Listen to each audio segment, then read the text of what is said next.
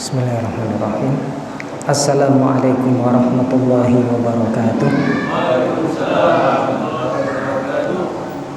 Alhamdulillah, alhamdulillahilladzi bi ni'matihi tatimmus shalihat. Asyhadu an la ilaha illallah wahdahu la syarikalah wa asyhadu anna Muhammadan abduhu wa rasuluh.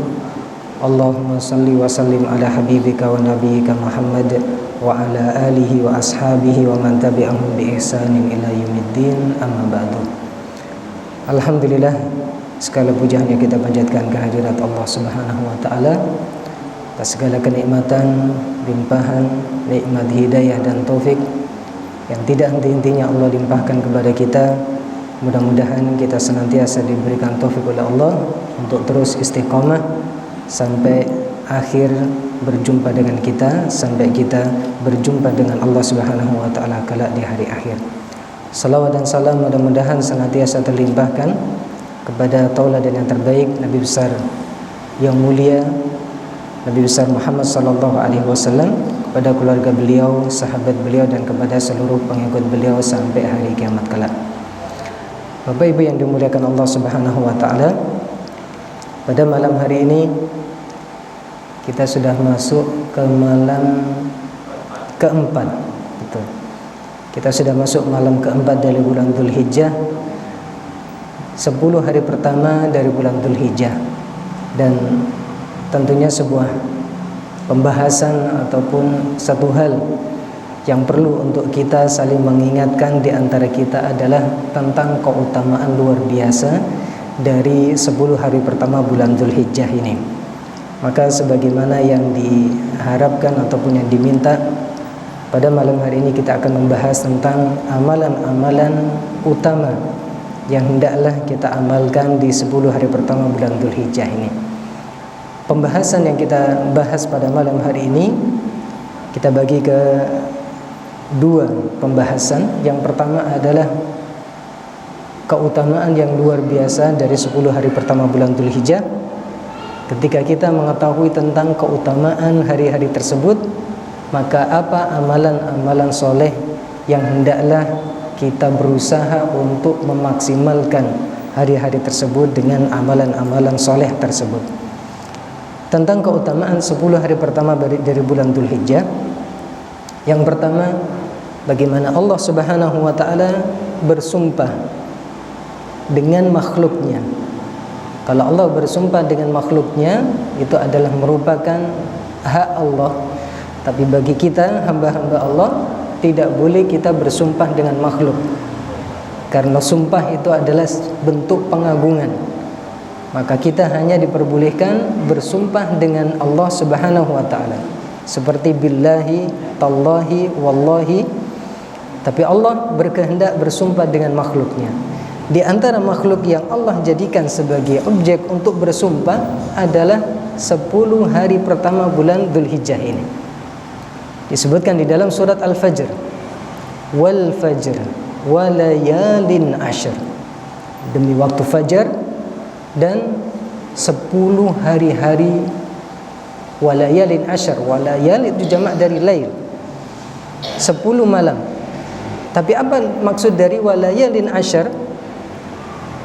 Ibnu Abbas radhiyallahu anhu, begitu juga Al-Mujahid, begitu juga Ibnu Zubair, mereka adalah para ulama mulai dari generasi sahabat dan generasi setelahnya adalah para ulama ahli tafsir. Mereka mengatakan yang dimaksud dengan firman Allah walayalin ashr adalah innaha asyru dzulhijjah. Yang dimaksud adalah 10 hari pertama dari bulan Dzulhijjah. Makanya Imam Ibnu Katsir rahimahullahu taala di dalam tafsir Ibnu Katsir beliau mengatakan wa huwas sahih. Ini adalah perkataan yang benar, pendapat yang benar. Jadi Allah Subhanahu wa taala yang pertama bersumpah dengan 10 hari pertama bulan Dzulhijjah, dan objek yang Allah jadikan sebagai sumpah ini menunjukkan tentang keutamaan 10 hari pertama bulan Dzulhijjah. Bagaimana dengan Nabi SAW? Beliau juga bersaksi bahwasanya 10 hari pertama bulan Dzulhijjah itu adalah hari-hari terbaik di dalam 1 tahun.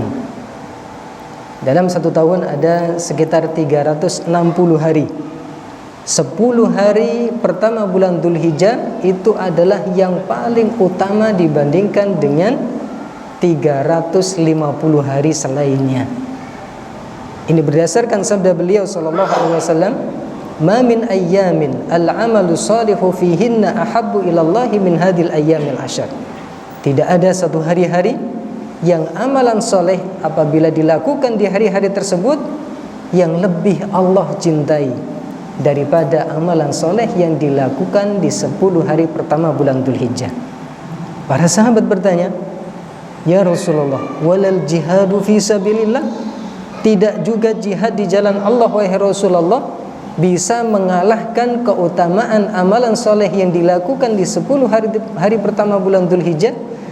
Nabi tetap mengatakan, "Walal jihadu fi sabilillah illa rajulun kharaja bi nafsihi wa malihi falam yarji min dzalika bi syai'." Kecuali seseorang yang keluar jihad di jalan Allah dengan jiwanya.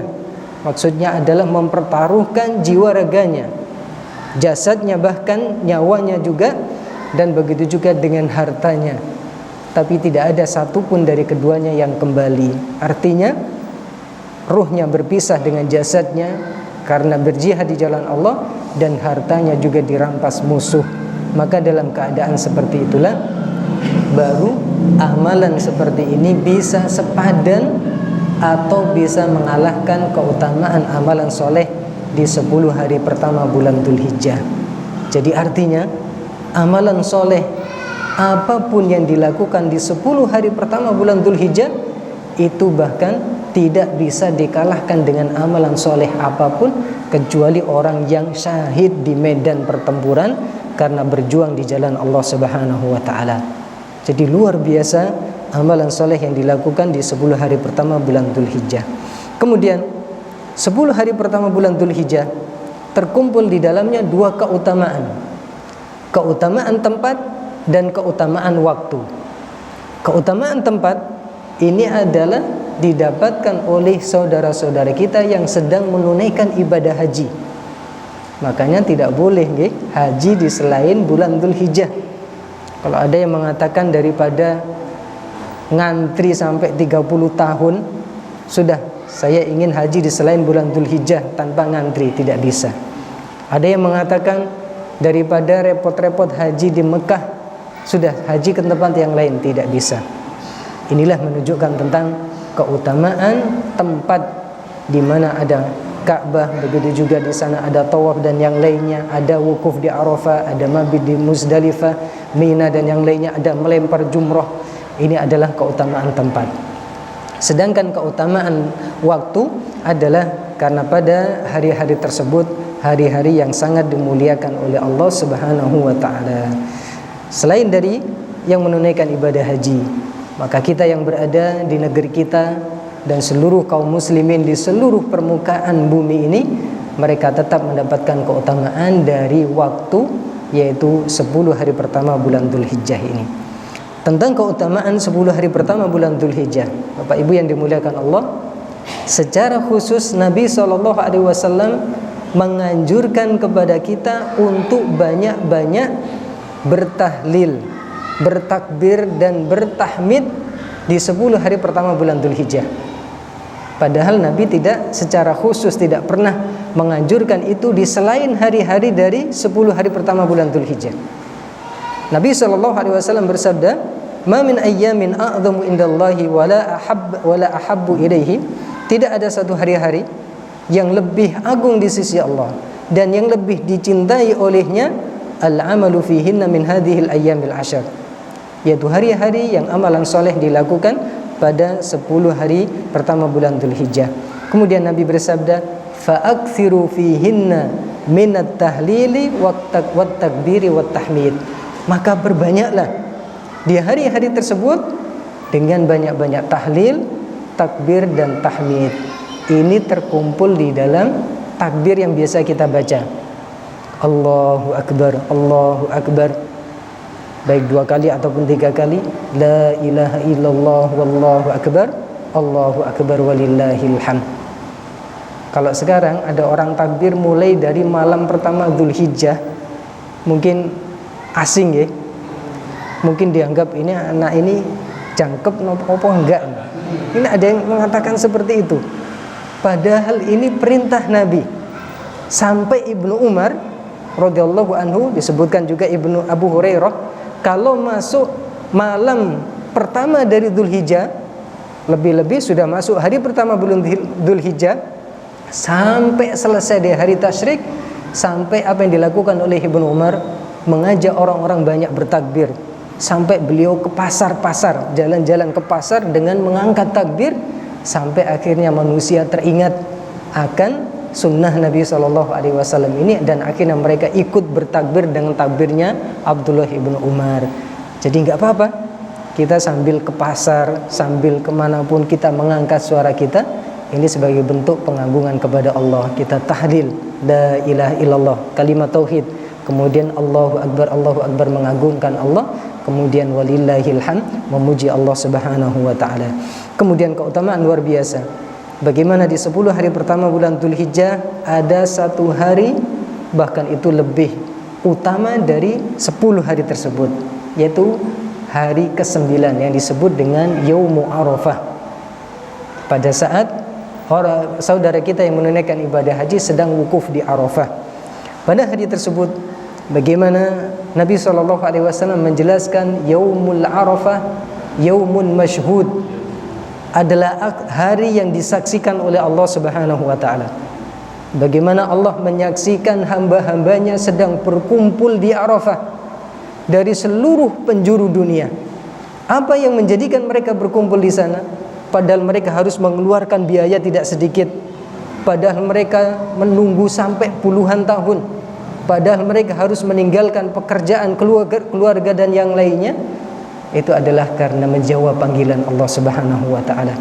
Makanya Nabi SAW bersabda, al-yaumul mau'udu yaumul qiyamah. Hari yang dijanjikan adalah hari kiamat, pasti akan datang. Wal yaumul mashhudu yaumu Arafah, dan hari yang disaksikan adalah hari Arafah, hari yang disaksikan oleh Allah Subhanahu wa taala. Pada hari Arafah 9 Dzulhijjah itu adalah hari yang pada saat itu Allah menjadikan agama Islam agama yang Allah ridhoi. Pada hari tersebut Allah menyempurnakan kenikmatan untuk Nabi dan untuk kita semuanya. Makanya pada hari itu Allah menurunkan ayat ketiga dari surat Al-Maidah, Al-yawma akmaltu lakum dinakum. Pada hari ini aku telah sempurnakan untuk kalian agama kalian. Waradi al-yawma akmaltu lakum dinakum wa atmamtu alaikum ni'mati, dan aku sempurnakan atas kalian nikmatku, wa raditu lakumul islam dinan, dan aku ridhoi agama Islam menjadi agama kalian. Dan orang-orang Yahudi, mereka itu sampai iri dengan hari Arafah ini, Bapak Ibu yang dimuliakan Allah. Bagaimana ada seorang Yahudi yang datang kepada Umar bin Khattab radhiyallahu anhu, yaitu di zaman kekhalifahan beliau. Ini riwayat yang sahih diriwayatkan oleh Imam Bukhari. Seorang Yahudi tersebut datang kepada Umar dengan mengatakan, ya Amirul Mukminin, wahai Amirul Mukminin, law anna alaina unzilat hadhil ayah, kalau seandainya saja ayat ini diturunkan kepada kami, yaitu diturunkan kepada orang-orang Yahudi. Apa yang dimaksud ayat tersebut? Orang Yahudi ini membaca, al-yawma akmaltu lakum dinakum wa atmamtu alaikum ni'mati wa raditu lakumul islam madinah. Jadi orang Yahudi pun bisa hafal ayat ini. Kalau seandainya ayat ini diturunkan kepada kami, wahai Amirul Mukminin, latakhudna dzalikal yawma idan, sungguh kami akan menjadikan hari tersebut, hari yang diturunkan ayat ini adalah sebagai hari perayaan besar kami, sebagai hari raya kami. Maka Umar bin Khattab beliau mengatakan, inni a'lamu ayya yaumin nazalat hadil ayat, sungguh aku tahu hari apakah ayat ini diturunkan. Nazalat yauma Arafah, ayat ini diturunkan oleh Allah pada hari Arafah, tanggal 9 Dzulhijjah, fi yaumil jum'ah, pada hari Jumat. Jadi ini pada hari tersebut, di 10 hari pertama, terkhusus di tanggal 9, bagaimana Allah Subhanahu wa taala menyempurnakan agama Islam menjadi agama kalian, dan Allah meridhoi agama Islam menjadi agama kita, dan Allah sempurnakan nikmatnya atas kita. Kemudian bagaimana di tanggal 9 Dzulhijjah, hari 9 Dzulhijjah, keutamaan yang sangat luar biasa. Puasa di hari tersebut bisa menghapuskan dosa selama 2 tahun. 1 tahun yang telah lalu dan 1 tahun yang akan datang. Coba Bapak Ibu yang dimuliakan Allah. Jadi sangat rugi besar kalau 1 hari saja ini harus terlewatkan. Kita berat untuk berpuasa pada tanggal 9 Dzulhijjah yang disebut dengan hari Arafah. Bagaimana Nabi SAW bersabda, diriwayatkan oleh Imam Muslim, siyamu yaumi Arafah, puasa pada hari Arafah, ahtasibu 'alallahi an yukaffira sanatal lati qablahu wa sanatal lati ba'dahu. Puasa di 1 hari di tanggal 9 Arafah, maka aku berharap Allah Subhanahu wa taala akan mengampuni dosa 1 tahun yang telah lalu dan 1 tahun yang akan datang. Masya Allah, dosa selama 2 tahun diampuni oleh Allah dengan puasa 1 hari di tanggal 9 Dzulhijjah atau hari Arafah. Para ulama menjelaskan, apakah seluruh dosa di sini? Tidak. Tapi dosa-dosa besar tetap dibutuhkan bertobat kepada Allah dengan tobat nasuha. Tapi dosa-dosa kecil insya Allah ta'ala akan diampuni dengan puasa Arafah ini.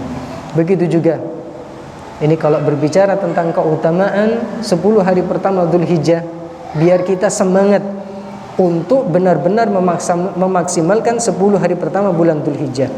Bagaimana? Di 10 hari pertama bulan Dzulhijjah, terkhusus di sana disebut ada namanya Yaumul Idqi, hari yang dimana Allah Subhanahu wa ta'ala membebaskan hamba-hambanya dari azab neraka dan Allah mengampuni dosa-dosa hambanya, yaitu tanggal 9 Dzulhijjah ini. Disebutkan dalam hadis yang diriwayatkan oleh Imam Muslim, "Ma min yaumin aktsaru min an yu'tiqallahu fihi 'abidan minan nari min yaumi Arafah."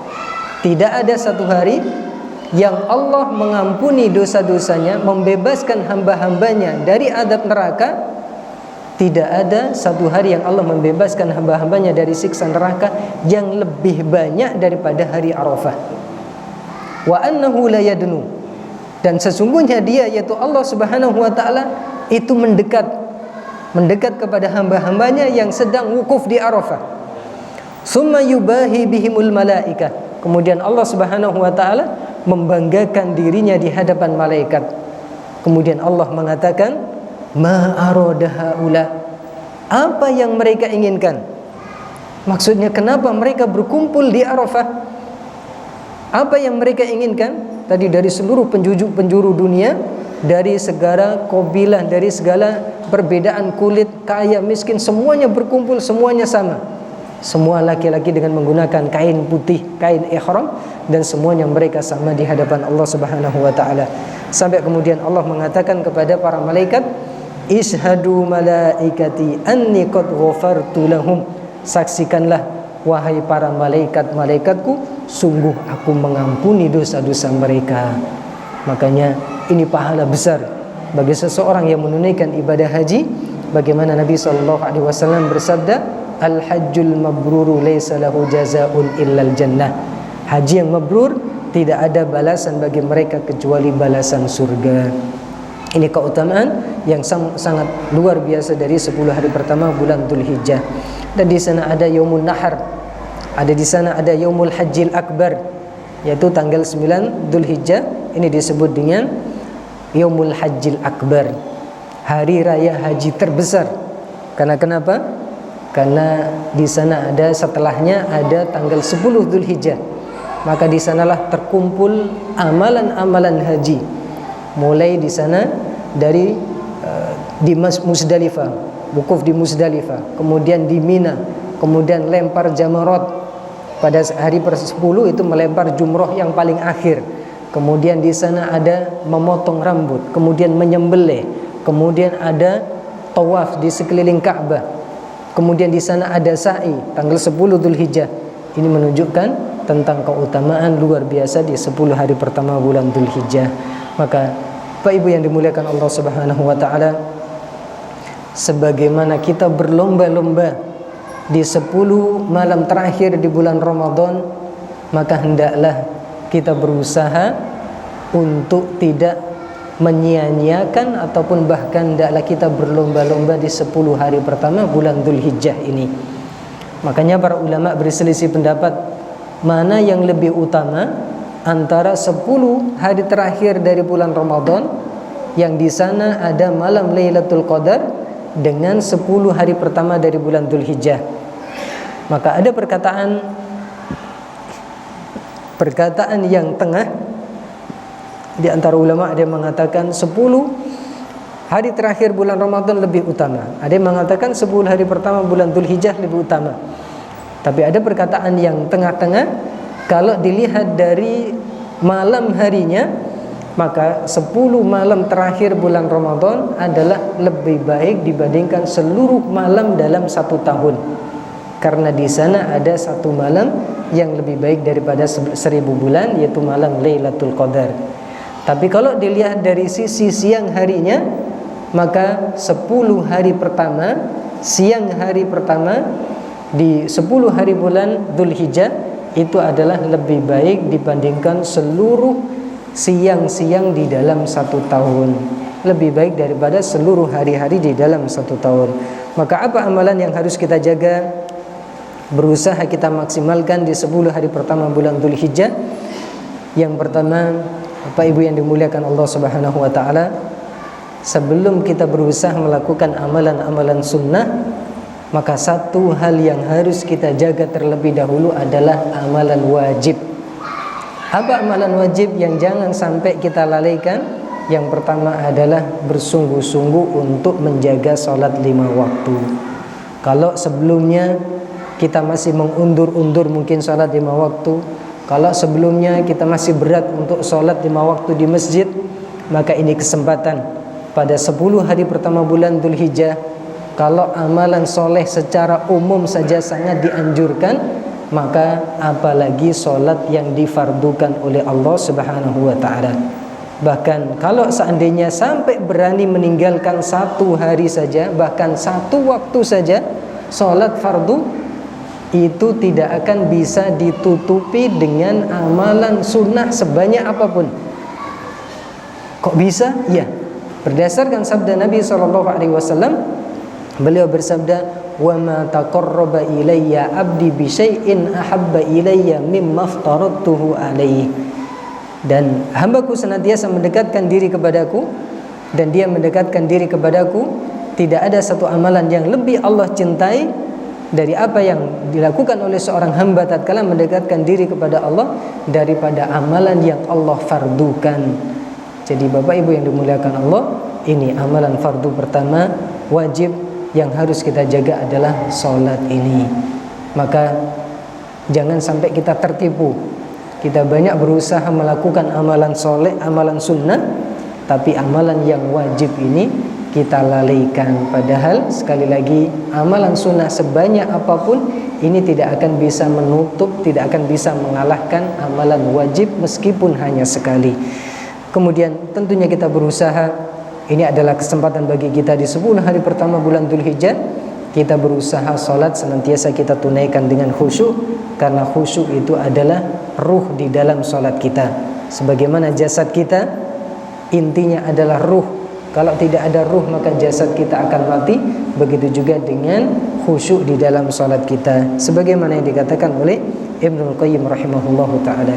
Kemudian amal wajib yang kedua, kalau seandainya kita diwajibkan setelah kita mentauhidkan Allah Subhanahu wa ta'ala, ada satu amalan yang Allah fardukan, yang Allah wajibkan, birrul walidain. Kalau kita masih memiliki orang tua, salah satu ataupun keduanya, maka tatkala kita dianjurkan banyak-banyak beramal sunnah, maka birrul walidain itu adalah amalan wajib yang harus kita dahulukan. Wa qada rabbuka alla ta'budu illa iyyahu wa bil walidaini ihsana. Bagaimana Rabbmu memerintahkanmu untuk tidak menyembah kecuali hanya kepadanya dan berbuat baiklah kepada kedua orang tua. Kemudian selain kita melaksanakan amalan-amalan yang diwajibkan, kita berusaha untuk meninggalkan amalan yang diharamkan. Ini terkadang satu hal yang sering kita lupakan. Bapak Ibu yang dimuliakan Allah Subhanahu wa taala. Ada satu amalan kalau dilakukan di suatu tempat tertentu yang memiliki kemuliaan, contohnya seperti di Mekah, di depan Ka'bah ataupun di Masjid Nabawi. Seharusnya melakukan ketaatan tapi dia berbuat maksiat, maka dosanya itu lebih besar karena berkaitan dengan tempat yang Allah muliakan. Begitu juga ada amalan-amalan apabila dilakukan di satu waktu tertentu, Allah lipat gandakan pahalanya. Begitu juga dengan perbuatan dosa, kalau dilakukan di waktu yang mulia tersebut, dosanya juga lebih ditambahkan oleh Allah, dilipat gandakan. Makanya 10 hari pertama bulan Dzulhijjah ini yang penuh dengan kemuliaan-kemuliaan yang Allah muliakan. 10 hari pertama bulan Dzulhijjah ini jangan sampai kita isi dengan amalan-amalan yang diharamkan oleh Allah. Sekarang nun sewu, dosa begitu mudah datang kepada kita melalui media sosial misalnya, melalui HP. Sudah 10 hari pertama ini kesempatan bagi kita untuk menggembleng diri kita, untuk menahan. Bagaimana tidak orang-orang berlomba-lomba untuk melakukan ketaatan, masa kita masih kalah dengan hawa nafsu kita, masih mengikuti bisikan syaitan. Na'udzubillah. Maka ini yang dikatakan oleh Imam Ibnul Qayyim, bagaimana amalan-amalan buruk yang dilakukan di 10 hari pertama bulan Dzulhijjah, maka dosanya akan dilipat gandakan oleh Allah waliyadzubillah. Kemudian di antara amalan yang sangat disunnahkan, dianjurkan adalah kita banyak-banyak berpuasa. Mulai tanggal 1 kalau bisa sampai tanggal 9. Dan tanggal 9 Dzulhijjah itu puncaknya. Makanya para ulama menjelaskan, kalau secara umum kita dianjurkan untuk puasa sunnah, maka di 9 hari pertama itu juga dianjurkan untuk berpuasa sunnah. Boleh kalau seandainya kita berpuasa 9 hari. Tapi kalau seandainya tidak, minimal Senin dan Kamis. Kalau seandainya tidak mampu juga, jangan sampai terlewatkan tanggal 9 Dzulhijjah pada hari Arafah yang disebut dengan puasa Arafah. Bagaimana secara umum tentang keutamaan ibadah puasa, Nabi SAW bersabda, Allah Subhanahu wa taala berfirman dalam hadis qudsi, kullu amali bani Adam lahu. Setiap amalan anak Adam itu untuknya, illa siyam, kecuali puasa. Fa innahu li wa ana ajzi bihi. Kecuali puasa itu adalah amalan untukku, maka akulah yang akan membalasnya. Bagaimana ibadah puasa? Ibadah yang khusus, Allah berikan pahala tanpa ada batasnya, tergantung dengan kehendak Allah Subhanahu wa taala dan sesuai dengan bagaimana kualitas puasa kita. Dan jangan sampai kita lewatkan puasa tanggal 9, yaitu puasa Arafah. Tadi yang kita jelaskan, siyamu yaumi Arafah ahtasibu 'alallahi an yukaffira sanatan allati qablahu wa sanatan allati ba'dahu. Puasa pada tanggal 9 yang disebut dengan puasa Arafah, aku berharap Allah Subhanahu wa taala akan mengampuni dosa selama 1 tahun yang lalu dan 1 tahun yang akan datang. Wa siyamu yaumi Asyura ahtasibu 'alallahi an yukaffira sanatal lati qablahu. Adapun puasa pada tanggal 10 Muharram yang disebut dengan puasa Asyura, aku berharap bisa mengampuni dosa selama 1 tahun yang lalu. Jadi puasa Arafah itu mengalahkan puasa Asyura. Maka sekali lagi jangan sampai kita lewatkan puasa tersebut. Kemudian pada 10 hari pertama bulan Dzulhijjah, kita sangat dianjurkan banyak-banyak berdoa. Ini saat-saat yang mustajab, saat-saat yang mulia, dan terkhusus lagi di tanggal 9 tadi. Maka pada 10 hari pertama bulan Dzulhijjah kita banyak-banyak berdoa.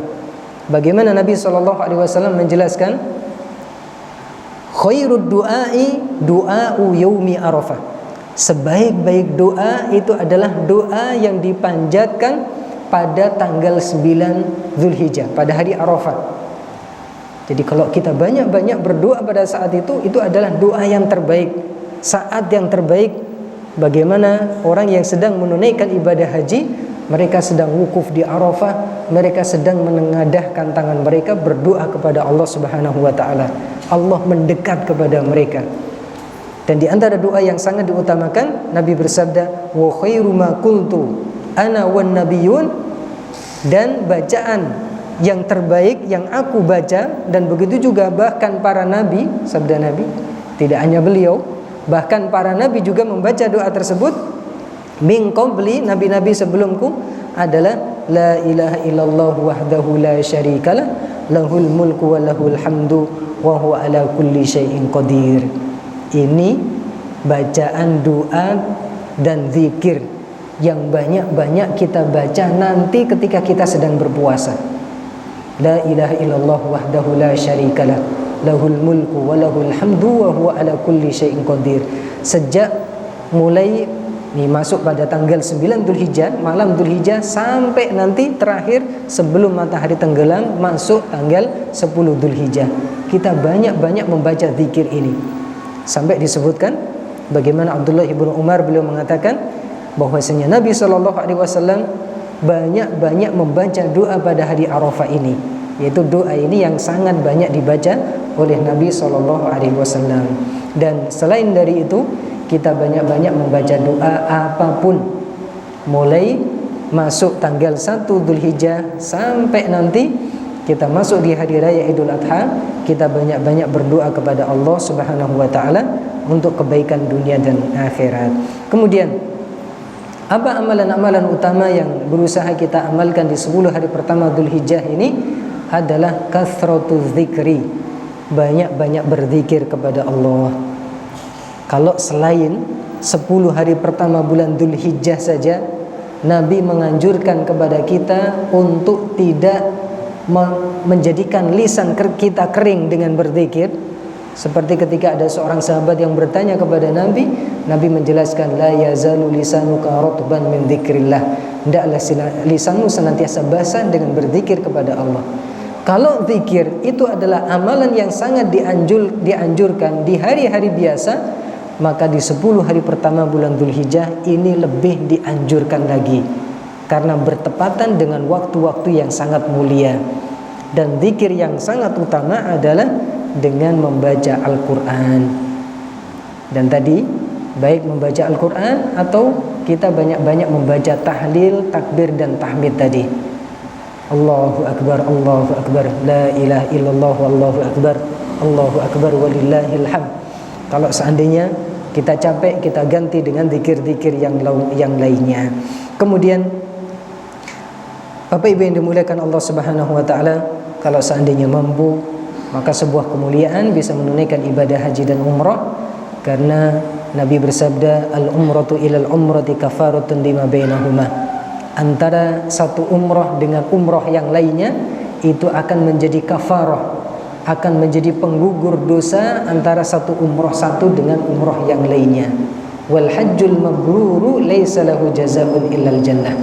Dan haji yang mabrur tidak ada balasan baginya kecuali surga. Maka bagi yang diberikan kemudahan, kenikmatan dan karunia oleh Allah Subhanahu wa taala, maka bisa menunaikan ibadah haji dan umrah tersebut. Dan di antara amalan yang sangat utama juga adalah menyembelih binatang kurban bagi yang mampu. Allah Subhanahu wa taala tidak menerima daging yang binatang yang kita sembelih, akan tetapi Allah Subhanahu wa taala menerima ketakwaan dari kita. Ketika kita diperintahkan untuk menyembelih binatang kurban, maka itu adalah ibadah yang sangat utama berkaitan dengan ibadah harta. Maka terkumpul di dalamnya ibadah jasad kita, mulai dari puasa, banyak zikir dan yang lainnya, dan begitu juga kita mengumpulkan dengan ibadah kurban, yaitu ibadah di dalam harta. Sebagaimana yang Allah firmankan, fasalli li rabbika wanhar, dan salatlah untuk Rabbmu dan sembelihlah. Dan bagaimana Nabi yang mulia sallallahu alaihi wasallam, beliau senantiasa menyembelih di tanggal 10 dari Dzulhijjah.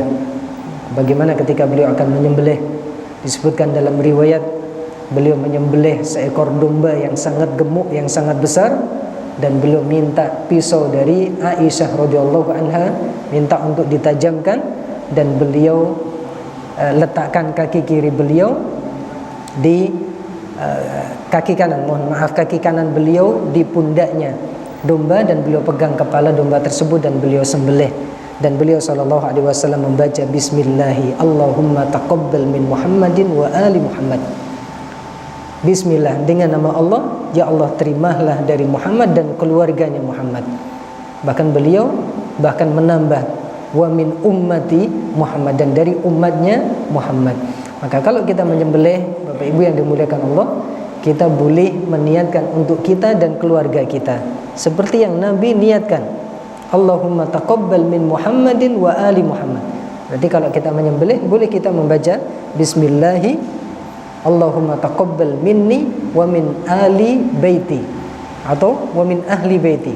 Allahumma taqabbal, Allahumma hadha anni wa an ahli baiti. Boleh, karena di sana ada beberapa riwayat tentang doa untuk menyembelih binatang kurban.